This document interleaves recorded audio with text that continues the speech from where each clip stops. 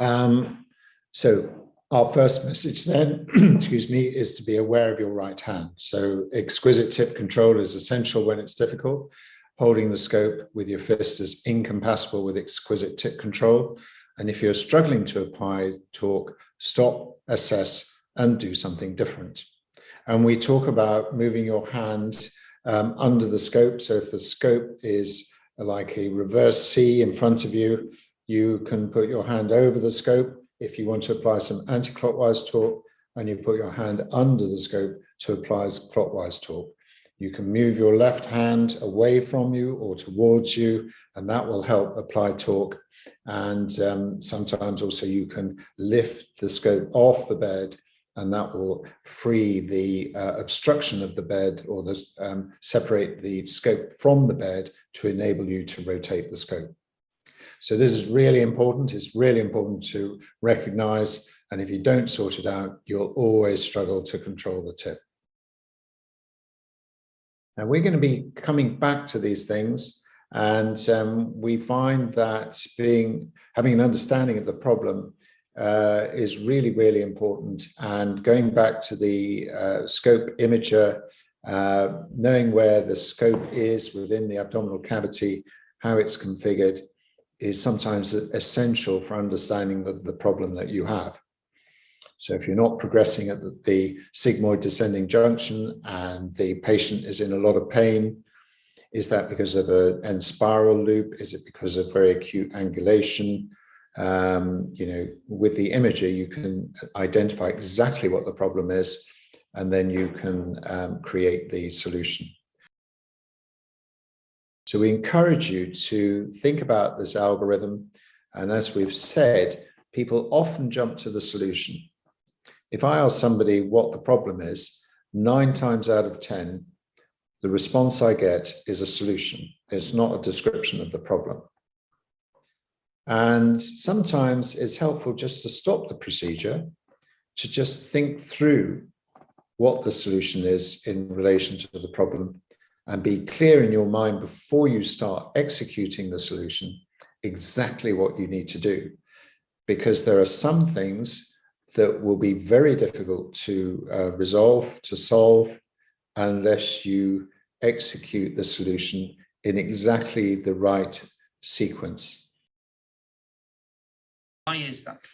Is there a sequence of spiral resolution? Yeah. I can't tell that. Do you know there's lots of metal coils inside of here, Yeah, to keep it straight. So the scope is trying to help you all the time. So every time you put a bend in the scope, it's trying to straighten itself all the time. okay. Okay, but if you meet resistance at the tip, you can obviously bend it. Mm-hmm. So in your mind, think about the colonoscope like a piece of string on a highly polished wooden table. If you have the string nice and straight, you know what a piece of string is? A piece of cloth? Yeah. If you keep it nice and straight, you can push it forward. Yeah. If you push it too fast, what happens? Yeah, it buckles. So Same with a slowly. colonoscope. So you push in slowly. So having straightened the scope, if you want to keep the scope to move forward, you have to push it in a little bit more slowly. And we talked about resistance. Yes. So if there's any resistance, it buckles. So what forms resistance during colonoscopy? Like a flexure or the folds. Yeah, the right. folds. So as you're advancing, what do you have to do with the tip? Yeah, Steer it away from the folds. and slow. Right. So this is why I see my trainees do. They push in, they crash against the wall, they reverse, they crash against the wall, they reverse. They're always forming the buckle. You want to keep it nice and straight. Okay? So that's a really simple loop. But in life, it's not like that, is it? It tends to form a spiral loop. Yeah? So it goes from one direction to two directions. So one plane to two planes. Yes? But the principle is the same. We simply pull back. Okay. But if it forms and keeps forming and keeps forming, it forms a full loop. So in this situation, this is the loop inside of me. I've got pain. Why have I got pain? If I push, the loop is only getting bigger. Yeah, that's really uncomfortable. Yeah. So interestingly, there's only 2 things you can do to resolve a loop. What are the 2 things? You've already said one of them. So pull back and turn. And apply torque or yeah. rotational movement of the shaft of the instrument. Yeah. So the key thing is for loop resolution is, which do you do first? and for how long? And which do you second? Or do you do them both together? Okay. So let's start off with a really simple big loop here. What are you going to do first? I would pull back a little bit here. Why? Because it's too big now to unloop in the abdomen. So you're absolutely right. If you have a big loop and you apply torque, it's very hard for that to turn itself over inside the abdomen. Yes, because it's a closed cavity. Yes. And the other thing is, this is stretching the mesentery, causing me pain. And if you start adding rotation, it stretches it a little bit more. Yeah. Right. So the first thing you do is pull back. When do you stop pulling back? When there is a little bit of resistance, I think. Close your eyes. Pull back. It falls. It falls like spontaneously, I think.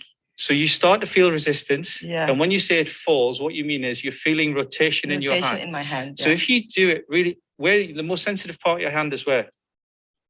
My fingers. My fingertips. So hold in your fingertips and pull back.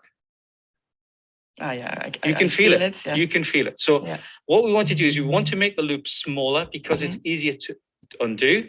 And when you start feeling resistance and the scope starts to rotate itself, you know which direction to rotate the scope. And in this case, it's anti-clockwise torque. Right. Yeah. So we are usually told everything's clockwise.